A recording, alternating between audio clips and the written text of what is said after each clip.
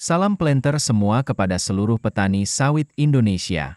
Nah teman-teman, ini kita sudah berhadapan dengan sawit unggul. Varietas Simalungun umur tanamnya 3 tahun 6 bulan. Nah jadi untuk sawit ini, sudah berproduksi dan sudah panen berkali-kali. Mantap, buahnya cukup besar-besar juga. Di kebun sawit ini luasnya ada sekitar 3 hektar lebih. Dengan tanahnya yang datar. Perlu diketahui untuk varietas Simalungun ini, banyak petani sawit Indonesia yang menggunakan varietas ini. Karena dengan bibitnya yang unggul, juga mampu memproduksi tandan buah segar dengan nilai tertinggi. Luar biasa. Buahnya cukup besar, dan ini buah sisa setelah selesai panen. Tapi untuk stok buahnya ini, masih lumayan banyak. Kalau kita lihat dari segi buahnya, dengan berat tandan rata-rata sekitar 8 kilo. Untuk sawit unggul varietas Simalungun ini, memiliki tandan yang besar. Dibandingkan dengan benih lain, Simalungun memiliki keunggulan dari sisi kandungan dan produksi minyak yang tinggi. Dan selain itu, Simalungun juga memiliki rasio oil yang tinggi, artinya, memiliki potensi kandungan minyak yang tinggi dalam setiap tandannya. TBS varietas Simalungun juga diminati pabrik kelapa sawit atau PKS, karena tingkat rendemen minyak yang cukup tinggi yakni 26,5%. Varietas ini tidak hanya menghasilkan buah dan minyak yang tinggi, kecambah Simalungun juga diklaim memiliki daya adaptasi luas yang baik. Varietas ini mampu dapat ditanam di berbagai tipe lahan. Artinya bisa tanam di tipe lahan datar yang berpasir, tanah berbukit, dan bahkan bisa tanam di tanah gambut. Dan varietas ini pelepahnya pendek. Jarak tanam yang ideal untuk varietas Simalungun, dengan SPH 143 per hektar. Itulah keunggulan dari varietas Simalungun.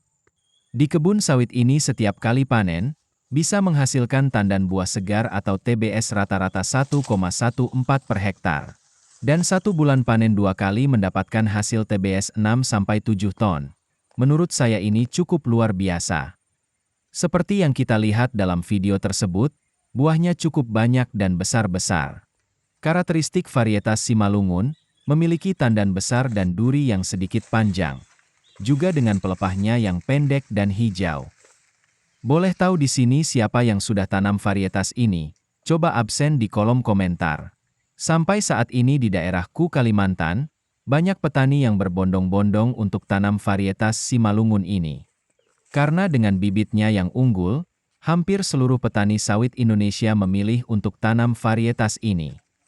Nah coba perhatikan, buahnya cukup banyak dan besar-besar, buahnya keliling dan bahkan bersusun bertingkat. Hampir setiap pokok buahnya keliling seperti ini, jadi ini bertanda bibit yang unggul.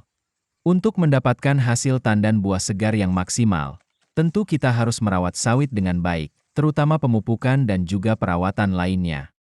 Salah satunya adalah piringannya, supaya pupuk yang kita berikan terserap unsur hara dengan baik. Dan pastikan pupuk yang sesuai dengan pH tanahnya. Itu yang paling penting.